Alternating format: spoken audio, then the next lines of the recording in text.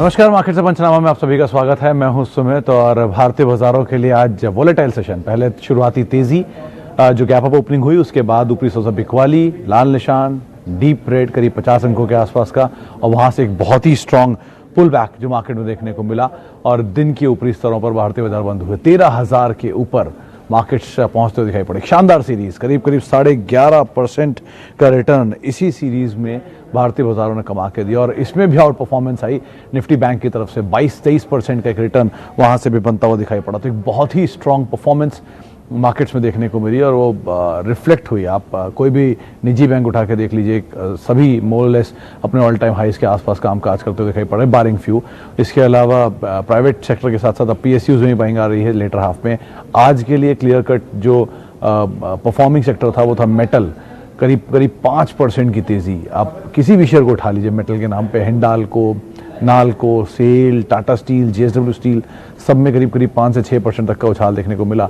छोटे कई सेक्टर थे जैसे कि ancillaries, auto ancillaries, sugar, textile, ये कुछ ऐसे सेक्टर थे जहां पर अलग अलग ट्रिगर्स के आधार पर एक जोरदार तेजी देखने को मिली। तो बहुत interesting market. Mid cap small cap में स्पेस सेबी के रूल की वजह से कुछ हद तक बाइंग आते हुए दिखाई पड़ी और उसका भी सपोर्ट मार्केट में जरूर देखने को मिला।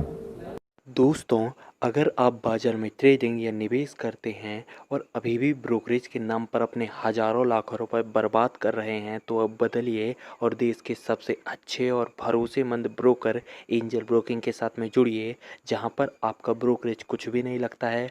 ब्रोकरेज लगता है तो सिर्फ इंट्राडे ट्रेड में, वह भी सिर्फ 20 रुपये। तो लिंक डिस्क्रिप्शन में है, वहां पर जाकर आप अपना अकाउंट ओपन करा सकते हैं एंजल ब्रोकिंग से। चलिए अब सवाल जवाब का सिलसिला शुरू कर लेते हैं। हमारे साथ पहला सवाल, बहुत सारे सवाल उधर आ गए 2 मिनट में। पहला सवाल जो आया है वो है पीडीलाइट को लेकर। अभी एक सवाल मैंने देखा था, कहाँ गया, चला गया, खैर वो रहा। पीडीलाइट पे सवाल आया है अभय प्रभु जी का। सवाल है 1608 रुपये पे खरीदारी है और शायद लंबी अवधि का नजरिया है।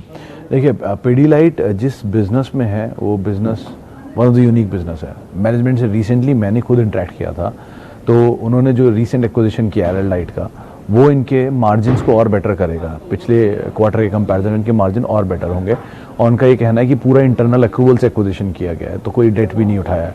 कैश रिच कंपनी है, थोड़ा बहुत डेट होगा बिकॉज ऑफ एरल लाइट, लेकिन अदरवाइज कंपनी के मार्जिन स्ट्रांग और शायद नंबर्स और बेहतर आएंगे। तो आप बने रहें, लंबी अवधि, बहुत लंबी अवधि के लिहाज से भी लीजिए, हर फॉल में खरीदारी करिए, वो ज़्यादा बेहतर रहेगा। अच्छा, एचडीएफसी पे तरुण पाठक जी पूछ रहे हैं क्या किया जाए। पाठक जी, एचडीएफसी लिमिटेड पे आप डिपेंड करता है आपने लिया किस भाव पर है। मोनोपोलिस्टिक बिजनेस है, करीब 9,000 करोड़ रुपए का प्रॉफिट एक क्वार्टर में निकालते हैं और जिस तरह का साइज़ है इस कंपनी का, जिस तरह का मार्केट शेयर ये ओन करते हैं, जिस तरह की इन्वेस्टमेंट वैल्यूज़ है इस कंपनी की, कोई दो राय नहीं है कि क्यों अपने आप में एक लीडर है, अपने आप में इतने टाइम से इंटैक्ट इस पोजीशन को मेंटेन कर रहा है। रफली 5 लाख करोड़ रुपए के आसपास की इसकी मार्केट कैप है और निफ्टी की 5th या 6th पोजीशन पे ये कंपनी आती है। तो वन ऑफ द बेस्ट आपने चुने हैं, आप बने रहें, कोई भी फॉल मिले ज़्यादा बेहतर रहेगा। अच्छा, टाटा स्टील, स्वप्निल ओसवाल जी का सवाल है 468 रुपये पे 30 शेयर है। स्वप्निल जी, जिस तरह की बाइंग हो रही है टाटा स्टील में और एक बहुत लंबे अंतराल के बाद, मुझे याद नहीं पड़ता कि इतनी तेज़ बाइंग कभी मैंने मेटल में और स्पेशली टाटा स्टील में देखी है। तो यूके ऑपरेशंस को ईज आउट करने की बातचीत हो रही है, डेट फ्री होने की बात कर रहे हैं ये लोग, पूरे ग्रुप में कंसोलिडेशन चल रहा है। आप टाटा केमिकल को देखिए, टाटा ग्लोबल को देखिए, टीसीएस को देखिए, आप टाटा स्टील को देखिए, टाटा मोटर्स को देखिए, सब में ही अब एक जोरदार बाइंग है। और रादर इनकी जो बाकी 2 ऑपरेशंस हैं, टाटा स्टील लॉन्ग और बीएसएल, वहाँ पर भी नंबर्स ठीक हुए हैं। तो सिचुएशन बेटर है, एटलीस्ट आप कुछ टाइम तो इसको होल्ड कर सकते हैं, कोई दिक्कत नहीं है। माइंड ट्री का क्या होगा, हरीश चंद्र जी पूछ रहे हैं। हरीश जी, होगा क्या, या तो ये मर्ज होगी एल&टी टेक में, अगर मर्ज नहीं हुई तो सेपरेट एंटिटी तौर पे काम करती रहेगी। सो फार तो मर्जर की कोई ऐसी खबर आई नहीं है, तो अभी तो आप वेट एंड वॉच ही रखिए। अगर आपने ले रखा है तो स्ट्रॉन्ग परफॉर्मेंस देखी गई है, रिकॉर्ड्स के आसपास था ये शेयर, तो आपको गेन भी होंगे ही। लोअर लेवल में मिले तो आप जरूर खरीदारी करिए। अच्छा मैनेजमेंट है, अच्छी क्वालिटी कंपनी बन चुकी है फेरबदल के बाद, तो एटलीस्ट आप बने रह सकते हैं। हैंगओवर दूर हो चुका है यहाँ से। अच्छा, एक सवाल है तनुज मित्तल जी का, सवाल है एचडीएफसी लाइफ को लेकर। एचडीएफसी लाइफ 690 के आसपास का इसने recently all time high hit किया है। आज ही इनफैक्ट सुबह मयूरेश ने कॉल दी थी कि एचडीएफसी लाइफ उनके हिसाब से दिवाली की पिक है। 800 रुपये के ब्रोकर्स के टारगेट थे, 770 के मयूरेश के टारगेट थे। आप बने रह सकते हैं, किसी फॉल में यहाँ पे खरीदारी करें, वो ज़्यादा एक अच्छा ऑप्शन आपके लिए रहेगा। पंकज जैन साहब पूछ रहे हैं कि please suggest on AstraZeneca, should we buy at current price for short term gains in 2-3 months. 2-3 महीने के लिए एस्ट्राजेनेका जैसे इलिक्विड स्टॉक को क्यों चुन रहे हैं? अगर आपको उठाना ही है तो आप ऐसा कोई स्टॉक चुनिए जहाँ पे लिक्विडिटी ज़्यादा हो, इजीली आप फेरबदल कर पाएँ, बेच पाएँ। 2-3 महीने के लिए आप स्पाइस जेट को देख सकते हैं, वहाँ पे शायद थोड़ा आपको मोमेंटम मिले। बहुत टाइम से ये शेयर इसी रेंज में ही काम काज कर रहा है, लेकिन ध्यान रखिएगा क्रूड बहुत इंपॉर्टेंट फैक्टर है, अगर वो भागता चला जाएगा तो एविएशन की कॉस्ट और गिरती चली जाएगी। अदरवाइज कंपनी के नंबर ठीक हैं, आप कुछ टाइम के लिए अगर होल्ड करना चाहते हैं, लेना चाहते हैं तो वो आप ले सकते हैं। आगे इन्फोसिस 1000 शेयर हैं 1139 रुपये के दाम पे। भावेश जोशी साहब का सवाल है। भावेश जी कोई दिक्कत नहीं है इन्फोसिस में, बट डिपेंड्स कि आप कितने टाइम के लिए इसमें और नज़रिया रखते हैं और कितने टाइम तक आप इसे होल्ड कर सकते हैं। अगर आप होल्ड कर सकते हैं तो अच्छी कंपनी है, ऑब्वियस ही बात है, कैश रिच कंपनी है, वन ऑफ द लार्जेस्ट है, टॉप 5 कंपनीज में आती है, इंडिया की सेकंड लार्जेस्ट आईटी कंपनी है, एक बड़ा इन्वेस्टर रिवॉर्ड इसने दिया है over a period of time. तो आप बने रहिए, कोई दिक्कत नहीं है इस कंपनी में, टाइम देंगे अच्छा प्रॉफिट भी आपको ज़रूर मिलेगा। यूपीएल बाय 419 रुपये पे, आज मैंने सुबह देखा था तो 418 रुपये का दाम था, अभी पता नहीं क्या भाव है। लेकिन मेहुल साहब दो चीज़ें हैं इसमें, एक तो MSCI की कुछ सेलिंग आ रही थी, वो सेलिंग एब्जॉर्ब होने की बातचीत हो रही है कि शायद 1-2 दिन में एब्जॉर्ब हो जाएगी, तो बहुत ज़्यादा डाउन साइड नहीं है। टेक्निकली 380 या 85 रुपये का एक स्टॉप लॉस है जिसको आप ज़रूर ध्यान रखें और उसके हिसाब से अपनी पोजीशन में आप बने रहें। सेल ऑफ का ओवरहैंग जैसे ही खत्म होगा वापस पुल बैक शुरू हो जाएगा, तो कंपनी प्रॉब्लम नहीं है, MSCI सेल ऑफ की वजह से शेयर नीचे आ रहा है। अच्छा, भारती एयरटेल 2 से 3 साल के लिए गुड इन्वेस्टमेंट, हाँ ज़रूर। ये ध्यान रखें कि भारती एयरटेल में पिछले एक बड़े अंतराल में जो तेज़ी थी वो फिजल आउट हुई है। ब्रोकर्स मानते हैं 750 को टारगेट आएंगे और हायर लेवल से काफ़ी करेक्ट हुआ शेयर भी है, नीचे मिले ज़्यादा अच्छे रिवॉर्ड बनेंगे, लेकिन हाँ आप ले सकते हैं, बना सकते हैं, कोई दिक्कत नहीं स्टॉक में। अच्छा, hotel stocks long term view, Shahzad Salim साहब, होटल्स में बहुत पिक एंड चूज़ करने की ज़रूरत है। रादर जो आप सेक्टर पूछ रहे हैं, पेपर, शुगर, होटल, ये सभी वो सेक्टर हैं जिनमें पिक एंड चूज़ करने की बहुत ज़रूरत है। होटल में वो कंपनी चुनिए जिसके पास प्रॉपर्टीज़ अच्छी हैं, मैनेजमेंट अच्छा है, डेट कम है, प्लेज बिल्कुल नहीं है। ये 3-4 चीज़ें होटल में देख लीजिए।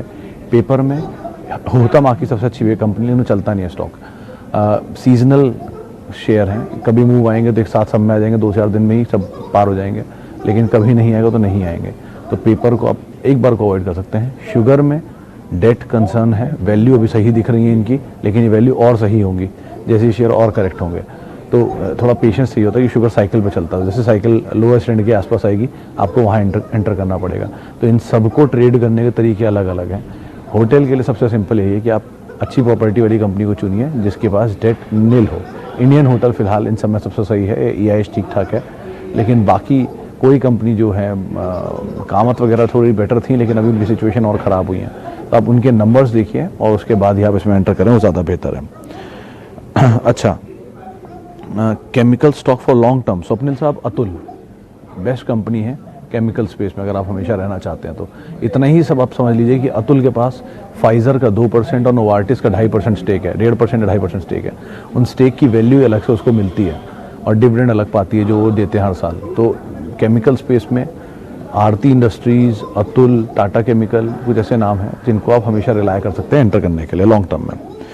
Tata Motors for long term 3 years max, sir 220-222 CLSA का टारगेट है और मोर और लेस इसी तरह का अभी मुझे मतलब आकलन लग रहा है कि वहाँ पर शायद जाता हुआ दिखाई पड़ेगा। तो आप 220 के टारगेट पे तो एटलीस्ट बने रह सकते हैं। उसके बाद उस समय की सिचुएशन के हिसाब से देखेंगे कि टाटा मोटर के, टाटा के खुद के शेयरों में आजकल बहुत स्टीम है, तो शायद वो आगे भी कंटिन्यू रहे, तो डिपेंड करता है। अच्छा, अंबुजा सीमेंट, नीलेश जी का सवाल है। नीलेश जी ने लिखा कि हमने खरीद रखा है, खरीदना चाहते हैं, लेकिन मैं एज्यूम करके चलता हूँ हमने खरीद रखा है तो आप बने रह सकते हैं। सीमेंट कैपेसिटी में शायद 27 मिलियन टन पर एनम की कैपेसिटी है अंबुजा की, और शायद 33 मिलियन टन की कैपेसिटी है ACC की। तो दोनों होलसिम के अंडर में आती है, सिंगापुरी कंपनी जो है, और वो दोनों की मिलाकर कैपेसिटी इंडिया की सेकंड लार्जेस्ट सीमेंट मैन्युफैक्चरर इसको बना देती है। थर्ड नंबर पे आप अगर नया लेना चाहते हैं तो JK सीमेंट एक बेहतर ऑप्शन है, इंडिया सीमेंट एक बेहतर ऑप्शन है, जहाँ सिचुएशन थोड़ी फेरबदल हो रही है, तो आप वहाँ पर, या बिरला को आप बहुत अच्छे नंबर आए थे, तो इनको आप देख सकते हैं। लार्ज कैप में अंबुजा बहुत ही स्लो मूवर है, डिविडेंड अच्छा मिला तो उसको आप इंजॉय करिए। गोल्ड में कमल जी, गोल्ड के साथ एक बहुत सीधी सी चीज़ है, गोल्ड 2008 में, 2012 में, 14 में, 17 में और आज महंगाई रहा है। 2008 में 8,000 था तब भी महंगा लगता था, 12,000 हुआ तब भी महंगा लगता था, 14,000 हुआ तब भी महंगा लगता था। तो गोल्ड हमेशा महंगा ही रहता है, वो कभी सस्ता नहीं होता। बेस्ट पार्ट इज गोल्ड को आप SIP फॉर्म में हर महीने 5-5 ग्राम, 10-10 ग्राम, जैसे आपकी पॉकेट अलाउ करे, 1 तोला, 1.5 तोला फॉर्म में, ETF के फॉर्म में लेते रहिए और उसे एक्यूमुलेट करते रहिए। और जब आपको ज्वेलरी बनवानी हो उसे आप बेचिए और उसके बदले में बाजार में ज्वेलरी बनवा लीजिए, सस्ती पड़ेगी। क्योंकि 24 कैरेट गोल्ड आप खरीद रहे हैं इलेक्ट्रॉनिक फॉर्म में और 22 कैरेट गोल्ड आप खरीदेंगे बाजार में, तो उससे आपको बहुत डिफरेंशियल का भी बड़ा बेनिफिट मिलेगा। तो आप इस तरह से गोल्ड को एक्यूमुलेट करिए, वो सबसे अच्छा तरीका है किसी भी बल्क क्वांटिटी में जाने से। क्योंकि गोल्ड सेफ या गोल्ड को रखने की कॉस्ट बहुत ज़्यादा होती है, तो वो एटलीस्ट बच जाएगी आपके लिए। अच्छा, लास्टली राणा जी, आपका सवाल क्या है? आपने सिर्फ ये लिखा है कि हमें बता दीजिए, लेकिन सवाल क्या है नहीं समझ में आ रहा मुझे आपका। खैर, और कौन सा, मुथूट फाइनेंस 1200 रुपए के दाम पर लॉन्ग टर्म व्यू। देखिए हरीश जी, प्रॉब्लम नहीं है मुथूट में। अभी रादर में कल परसों पढ़ रहा था, उन्होंने गोल्ड इंश्योरेंस स्कीम भी लॉन्च करी है, जो अपने आप में एक यूनिक स्कीम है। कंपनी अच्छी है, ग्रुप अच्छा है और ऑब्वियसली बात है पुराना रिलायबल ग्रुप है। देश में करीब 171 टन के आसपास का गोल्ड रिजर्व सिर्फ इन्हीं के पास है। 8 करोड़ रुपए का लोन हर ब्रांच में देते हैं सालाना तौर पे। तो जिस तरह की इनकी क्वार्टरली तौर पे, तो जिस तरह की इनकी ग्रोथ है, अच्छी कंपनी है। बहुत चला हुआ शेयर है, थोड़ा नीचे आया तो ज़्यादा बेहतर ऑप्शन रहेगा इन्वेस्टमेंट के लिए। अभी आपको थोड़ा महंगा दिख रहा है, इसलिए आप घबराएंगे कि हाई लेवल से करेक्ट हुआ है, लेकिन नीचे आ जाए तो ज़्यादा अच्छा ऑप्शन है इन्वेस्टमेंट के लिए। अच्छा, कोटक महिंद्रा बैंक 748 पे सौरभ धवन जी का सवाल है। धवन साहब, खरीदारी का दाम सही है, मतलब थोड़ा हायर लेवल पर है, लेकिन नीचे मिल जाए तो ज़्यादा अच्छा है। बैंक में कोई प्रॉब्लम नहीं है, बैंक सही है, आप टाइम दीजिए, नीचे मिले आप जरूर इन्वेस्टमेंट करिए। SBI कार्ड में भी यही प्रॉब्लम है कि थोड़ा कंसर्न उठने शुरू हो गए थे डिफॉल्ट्स को लेके या बाकी चीज़ों को लेके, तो वेट करिए। दोनों ही बहुत हायर लेवल के भागे हुए शेयर हैं। नीचे मिले तो कोटक महिंद्रा बैंक ज़्यादा अच्छा ऑप्शन है दोनों में, अगर आपको एक को खाली चूज़ करना हो तो। अच्छा, 5,000 हुडको बाय किए हैं 49 पे। विराट जी, थोड़ा सा एक कॉन्ट्रेरियन व्यू है मेरा, मैं भी गलत हो सकता हूँ कि सरकारी कंपनी अगर चलेगी भी तो सरकार हर तेज़ी में इसमें से प्रॉफिट निकालने की कोशिश करेगी, या तो डिविडेंड ले लेगी या स्टेक सेल कर देगी। तो दोनों ही सूरतों में अगर शेयर कभी भी चलता है सरकारी कंपनी का, तो गवर्नमेंट के सामने यही 2 ऑप्शन रहते हैं, तो वो हमेशा होते रहेंगे। आपको अगर डिविडेंड लेना है तो इसी भाव पर हम नाल्को देख सकते हैं, उसका डिविडेंड यील्ड बेटर है, लेकिन अवॉइड ही कर सकते हैं। कोई भी तेज़ी मिले, लॉस बुक प्रॉफिट निकाल कर आप यहाँ से निकल सकते हैं। अच्छा जी, आगे बढ़ते हैं। शिल्पा मेडिकेयर, अक्षय मित्तल साहब का फिर से सवाल आया। अक्षय जी, आपने पिछली बार जब पूछा था तब मैंने शायद 407 जो उस टाइम का भाव था, 405 407 का स्टॉप लॉस आपको बोला था, वो तो नहीं हिट हुआ। 2 दिन में शेयर वापस घूम के 462 463 475 तक भी ज़्यादा गया। तो आपके लिए यही बात अभी भी बोलूँगा कि वही स्टॉप लॉस है, आप बने रहें, पेशेंस रखिए, ये चलेगा, ऐसे कोई दिक्कत नहीं है इसमें। अच्छा, आगे बढ़ते हैं। राहुल शिंदे साहब, आप सवाल तो पूछ नहीं रहे हैं, आपका सवाल मुझे नहीं दिख रहा। खैर, यूनाइटेड स्पिरिट्स, राजेश शिवखंड साहब का सवाल है। 560 पे 100 शेयर है। राजेश जी, बहुत अच्छी कंपनी है और बहुत सही टाइम पर आपने खरीदारी की है इसमें, और बहुत ख़राब विकल्प नहीं है। दुनिया की नंबर 1 लिकर कंपनी की सब्सिडरी है यूनाइटेड स्पिरिट्स, आप टेंशन ना लें। बहुत भागा हुआ शेयर था 4200 पर जब ये स्प्लिट हुआ, वहाँ से फिर ये नीचे आया है। वैल्यूएशन थोड़े से महंगे आपको ज़रूर दिखाई पड़ेंगे, क्योंकि इनके EPS अभी तक एडजस्ट नहीं हो पाई है अकॉर्डिंगली।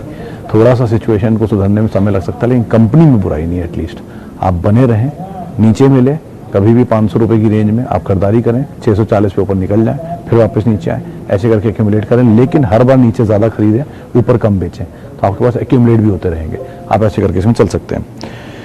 अच्छा जी, आगे बढ़। यस बैंक, अच्छा राणा जी, आपका सवाल यस बैंक पर, इतनी देर से अब मैं समझने की कोशिश कर रहा था।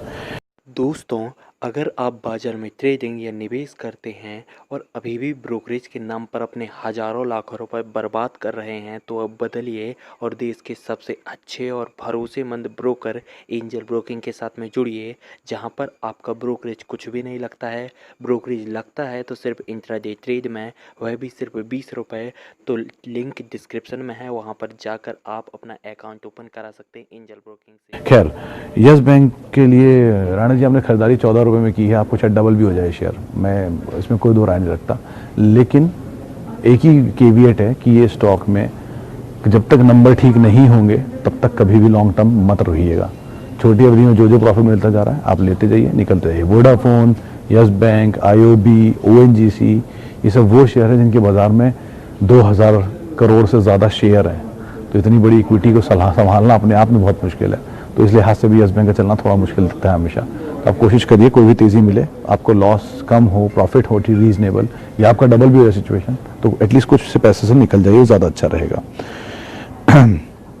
अच्छा, आखिरी में स्पाइस जेट 176 बाइंग, ये बाइंग प्राइस है, तो आप यहाँ और खरीदारी कर लीजिए शेख साहब। और अगर आपने ये क्वांटिटी खरीदी है तो आप नीचे और क्वांटिटी खरीद सकते हैं। नियर टर्म में आपको ये 90-95 की रेंज में जाता हुआ दिख जाएगा, आप वहाँ पर निकल जाएं, वो ज़्यादा अच्छा ऑप्शन रहेगा। चलिए एक आखिरी में सवाल और ले लेता हूँ। सवाल है SIP in 2 out of TCS, Reliance, Asian Paint, HUL। अच्छा, ये चारों नंबर 1, नंबर 2, नंबर 3 कंपनीज को तो आपने चुन ही लिया है। खैर, TCS द बेस्ट, वजह सबसे ज़्यादा डिविडेंड देने वाली, बोनस स्प्लिट नहीं हुआ, शायद बोनस ही आए, तो सबसे ज़्यादा इन्वेस्टर फ्रेंडली स्टॉक है। तो पहला तो TCS हो गया। दूसरा HUL, क्योंकि सही दाम पर अवेलेबल है। एशियन और रिलायंस में प्रॉब्लम नहीं है, लेकिन और नीचे मिल जाए। मेरा सजेशन तो यही है कि आप 2000 रुपये भी अगर करना चाहते हैं इन्वेस्ट, तो 500 के लॉट बना के इन चारों में इन्वेस्ट कर दीजिए। ग्रेड A है, खोने के लिए बहुत कुछ नहीं होता। इन तरह की कंपनियों में सुकून से सो पाएंगे। कभी भी शेयर आधे भी हो जाएंगे तो वापस अपनी जगह पर आ जाएंगे, लेकिन बाकी शेयरों में खोने के लिए बहुत कुछ होता है, सुकून कम होता है। तो बाजार में 20 सालों में सुकून कमाइए, पैसे अपने आप बन जाएंगे। आप उस हिसाब से सोच के चलिए। खैर, अब इतनी सवालों को मैं शामिल कर पाऊंगा। आखिरी में बॉश पे एक सवाल आया है। विनोद जी, दुनिया में इकलौता ऐसा देश है जहाँ पे बॉश लिस्टेड है, वो है भारत। वर्ल्ड में जर्मन की जाइंट कंपनी है, फॉक्सवैगन सबसे बड़ा क्लाइंट है इनका, और पूरी दुनिया में सिर्फ लिस्टेड है तो इंडिया में। तो आप खुद ही समझिए कंपनी क्या है और किस दाम पे आपको अवेलेबल है। आज भी अगर आपका स्कूटर है तो माइको का प्लग जिसमें स्कूटर स्टार्ट होता है वो बॉश का ही लगता है। मोनोपोली है इनकी कई प्रोडक्ट्स में। तो कंपनी टू गुड है, आपको कभी भी फॉल में मिले तो आप ले एक्यूमुलेट करें, उस तरह का स्टॉक है। खैर, इतने ही सवालों को मैं शामिल कर पाऊंगा। माफ़ी उन लोगों से जिनसे मैं बात